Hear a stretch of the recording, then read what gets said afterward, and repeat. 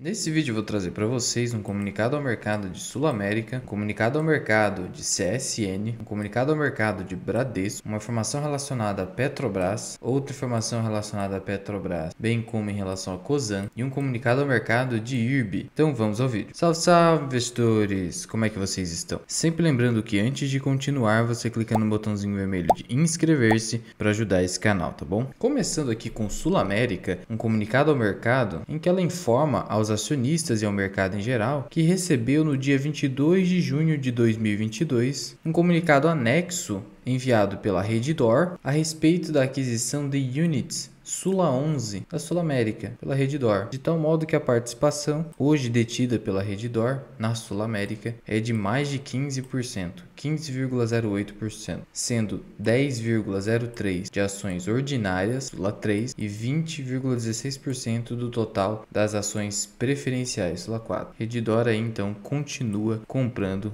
Sul América. Prosseguindo aqui em relação à CSN, um comunicado ao mercado em que ela responde ali um ofício da B3 com o seguinte teor, solicitando esclarecimentos até o dia 22/6, que é a data de gravação desse vídeo e publicação do comunicado, a respeito da notícia veiculada pelo jornal Valor Econômico no dia 21, sob o título CSN prepara um plano para ficar com a Samarco, pertence à Vale, com a sua confirmação ou não, bem como outras informações consideradas importantes. Então, será que é verdade isso? Aí vem aqui a CSN e fala o seguinte, que a companhia esclarece que a notícia se insere no contexto já de conhecimento do mercado da reestruturação da dívida da mineradora Samarco, e que a CSN sempre avalia oportunidades de investimento em linha com a sua estratégia de negócio. Assim sendo, neste momento reitera que não existe nenhum fato ou documento vinculante que mereça divulgação nos termos da legislação em vigor, mas confirma que contratou assessoria financeira para avaliar a situação e as alternativas que eventualmente poderão se apresentar para aquisição de participação na referida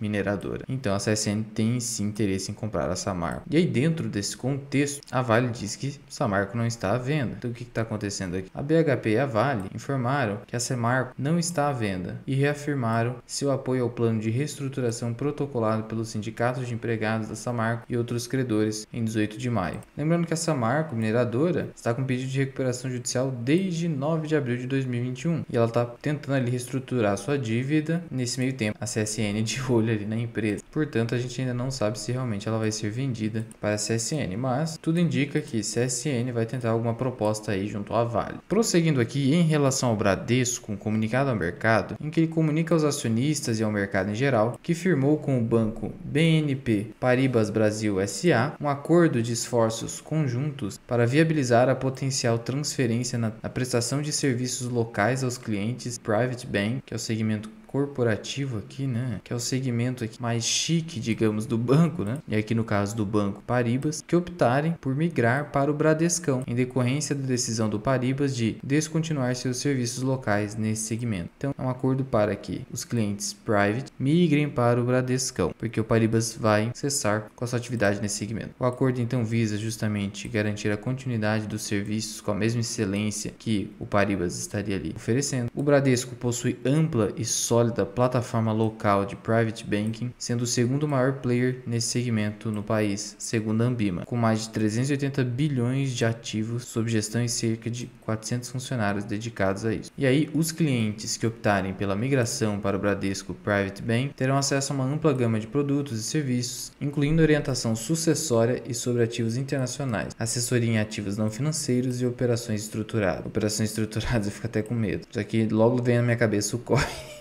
E aí diz o Bradesco que esse vasto portfólio, combinado a expertise, performance e solidez, é credencial que evidencia sua capacidade e motivo pelo qual o BNP Paribas recomendará substituí-lo na prestação de serviços aos seus clientes. Basicamente é então o Bradescão incorporando os clientes private do BNP Paribas. No geral, uma boa notícia, afinal, é mais cliente entrando e mais receita entrando para o Bradescão. Em relação à Petrobras, mais uma declaração polêmica, quem não aguenta mais aí levanta a mão. Segundo o presidente Jair Bolsonaro, o futuro presidente da Petrobras, segundo ele, trocará a diretoria da estatal. Então, segundo Bolsonaro, Caio Mário Paz de Andrade vai promover uma troca, uma substituição de diretoria. Não só diretoria, como conselho. Não sei como ele vai articular tudo isso, né? Justamente para quê? Lembrando que é justamente a diretoria que aprova a política de preço. Então, segundo essa declaração, o Bolsonaro poderia dessa forma, trocando a diretoria, influenciar na política de preços da Petrobras, já que a nova diretoria poderia fazer o quê? Criar uma nova política de preço. E aí, como última declaração, tem aqui o Bolsonaro dizendo o seguinte, que esses novos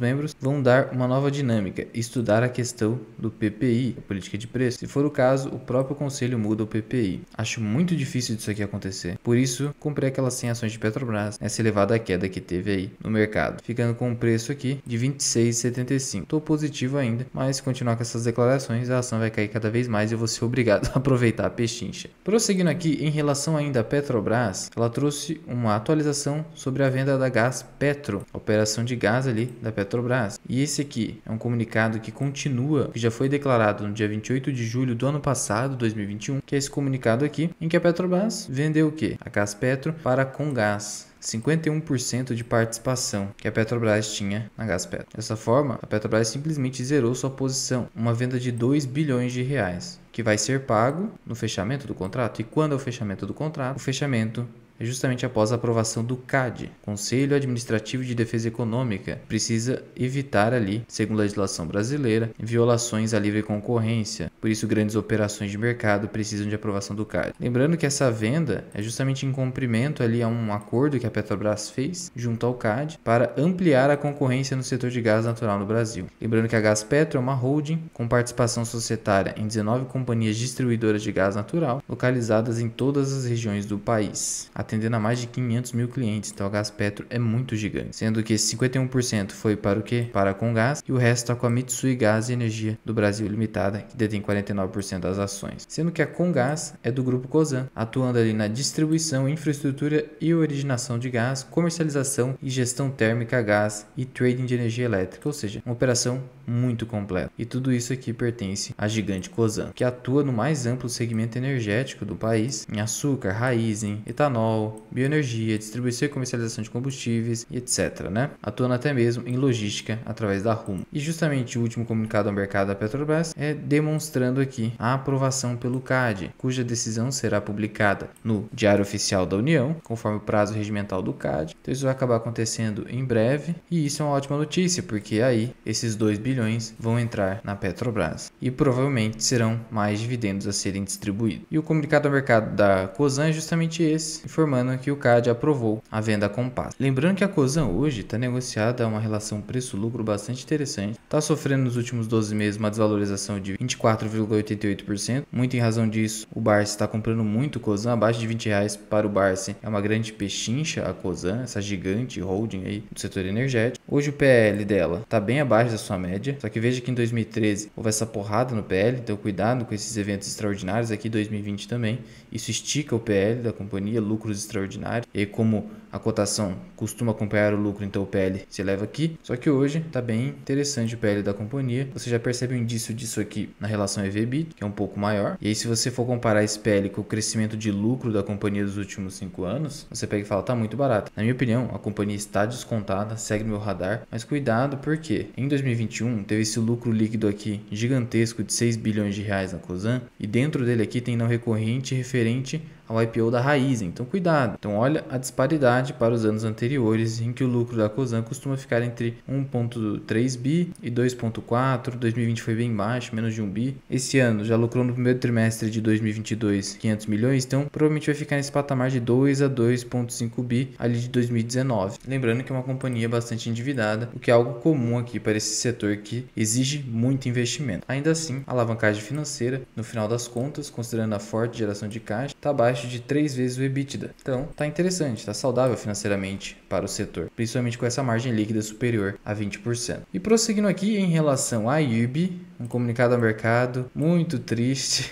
Na verdade não surpreende muito, né? Mas os investidores aí que já estão apanhando há muito tempo com o IRB, inclusive eu, ainda bem que eu comprei pouco. Na verdade, eu nunca compraria muito IRB porque é um ativo muito mais arriscado. Mas veja aqui, mais um prejuízo de IRB. Ela disponibilizou seu relatório periódico mensal referente ao mês de abril desse ano. E aí o que temos aqui? O prêmio emitido totalizou 552 milhões de reais em abril, queda de 29,7% em relação a abril de 2021. Se você somar os 4 primeiros meses do ano na comparação com o ano anterior, essa queda é de 5,8%. Muito ruim, a companhia precisa crescer em prêmio emitido, não decrescer, principalmente porque ela está cada vez mais depreciando, consumindo seu patrimônio com esses prejuízos sucessivos. O índice de sinistralidade está elevado, problemático, mas somando aqui a despesa com sinistro no primeiro quadrimestre, teve um pequeno decréscimo, ok, não é grande coisa. O prejuízo foi de 92,7 milhões de reais contra um prejuízo de 48 milhões, aumentando o prejuízo. Isso aqui é muito ruim, sendo que nos primeiros 4 meses de 2022 o prejuízo está acumulado em 12 milhões, compensando aquele lucro anterior. Só que no ano passado houve um lucro de 1,9 milhão. Então a companhia não está conseguindo se recuperar. E por conta disso, ela simplesmente despencou mais de 10%, 10,28% na data de hoje. E isso reforça uma preocupação dos investidores. Até o Barça está preocupado com isso, tá? Ele não demonstra tanto, mas a gente sabe que ele está preocupado com isso. Só que nem tanto assim, porque ele teve gestão de risco, ele deve ter aí no máximo 2, 3% de IRB hoje da carteira dele. Então tenha gestão de risco. Primeiro ponto, você não pode simplesmente seguir o que um bilionário está fazendo. Segundo ponto, que mesmo que você faça isso, que não é recomendável, tenha gestão de risco. O bilionário comprou, então eu vou colocar 10, 20, 30% do meu patrimônio. Nunca faça isso, você sempre vai se estrepar. Igual aqui, talvez alguém esteja aí sofrendo com isso por conta da IRB. Então quem colocou 1%, 2%, até 3%, não está sofrendo tanto. E qual que é a preocupação aqui? Exigência de capital, follow-on. Como a empresa está se descapitalizando por conta dos prejuízos, ela vai precisar se capitalizar junto a investidores. Aí isso aqui é muito ruim. Por quê? Ou ela vai se capitalizar com follow-on, o que vai pulverizar sua participação acionária na empresa, ou ela vai tentar se capitalizar com debêntures, por exemplo, o que é muito ruim, que aumenta o endividamento. Então, como diz aqui, por exemplo, os analistas do Citibank, temos preocupação de que os maus resultados mensais contínuos estejam gradualmente levando à necessidade de outro aumento de capital, o que significa mais diluição aos acionistas. Parecendo esses fundos aí que fica toda hora emitindo novas cotas. Por isso, como a companhia já está há algum tempo tentando se recuperar e não consegue, eu simplesmente parei de comprar IRB. Minha posição é bem diminuta. Veja aqui, eu tenho uma posição de 1.000 ações em IRB. Meu prejuízo já supera o que tem hoje em valor de mercado, olha só. O prejuízo é de 3.260 frente a 2.530 aqui de cotação hoje, a minha participação. Comecei a comprar assim que pouquinho. Não vou vender, por quê? Porque minha posição é pequena. Ficar girando carteira aqui, eu posso eventualmente no futuro perder um grande movimento de alta de IRB caso ela se recupere, simplesmente porque eu vendi aqui com prejuízo que não está me afetando psicologicamente frente ao meu patrimônio aqui dessa carteira. E veja, mesmo se eu tivesse com tudo isso aqui, sei lá, R$5.700 frente a mais de R$300 mil, isso dá menos de 2%. Então vamos pegar aqui minha carteira. Aqui está a fatia da minha carteira e aqui está minha posição IRB, 0,81%. Claro, se você considerar o valor que eu gastei, aí fica em 1,5%, quase 2%. Por isso não fico preocupado. E não vou girar, não vou zerar a posição, porque ficar girando posição, girando carteira, no longo prazo, isso tem vários estudos que mostram que você perde grandes movimentos de alta. Porque como diz o Peter Lynch, na própria carteira dele, a maioria dos grandes movimentos de alta, as grandes explosões na carteira do Peter Lynch, lembrando que ele fez 2.700% em 13 anos no mercado norte-americano, isso não é para qualquer um, acontecia ali após 3, 4 anos de investimento, às vezes até mais. Só que a grande explosão que muitas vezes um ativo multiplicava 10 vezes o valor de mercado ou cuja aquisição que ele tinha ali, em períodos assim de uma semana, um mês ou alguns meses picados ali no meio daquele período. Ou seja, são situações que você não consegue acertar, a não ser que você esteja posicionado no ativo ali, paradinho na sua carteira, seguindo o buy and hold. E hoje IRB, né, pegando os últimos 12 meses, já é quase 60% de queda. Se você pegar desde 2020 a queda, já acumula quase 80%, então realmente não tá fácil para o investidor de IRB. Lembrando que os controladores de IRB, que são obviamente os que mais estão sofrendo com ela, é o Bradesco Seguros e o Itaú Seguros. São grandes players aqui que precisam dar um jeito nisso, que possuem um preço médio de aquisição superior ao nosso ali de R$5, tá? Sendo que hoje a a IRB, diante do seu elevado risco aí de mais uma eventual diluição do capital com follow-on, o mercado está negociando ela abaixo do valor de patrimônio. O mercado hoje não aceita pagar nem o valor de patrimônio líquido da IRB, de tal modo que hoje aqui a gente tem o seguinte cenário. Ela tem uma disponibilidade de quase 4 bi, um patrimônio líquido de 3,6 bi. É que essa disponibilidade aqui não é completamente livre, digamos assim, porque parte disso aqui é para pagar sinistro, e um valor de mercado de 3,2 bi. Então você compara patrimônio líquido com o valor de mercado, tá bom? E aí você vê aqui como o mercado está descrente com o IRB. E os vendedores a descoberto ganhando muito dinheiro, né? Afinal, já são mais de 80% você pegar ali desde 2020. Agora, se você for me perguntar se eu acho que a IRB vai quebrar, o cenário hoje é muito cedo para você chegar a esse tipo de conclusão. A companhia tem patrimônio, os prejuízos que estão vindo não são tão elevados assim, mas começa ali a destruir o patrimônio dela, mas isso é aos poucos. A companhia ainda tem chance de conseguir sair dessa situação, mas pelo visto vai demorar bastante, sendo que você deve começar a se preocupar efetivamente quando o Itaú e o Bradesco começarem a vender as ações de IRB. Aí sim, que aí se nem esses grandes players acreditam mais na empresa, aí pode ser sim que a companhia esteja declinando para o seu fim. Mas isso é muito cedo ainda para dizer agora. Mas já vai deixando aqui nos comentários. Você acha que realmente a IRB vai acabar quebrando? Você possui ela ainda em carteira? Conta aqui para mim da Mirai. Muito obrigado por ter ficado comigo até aqui. Eu sou o Luenski, o canal Mirai Investing. Até o próximo vídeo. Fui!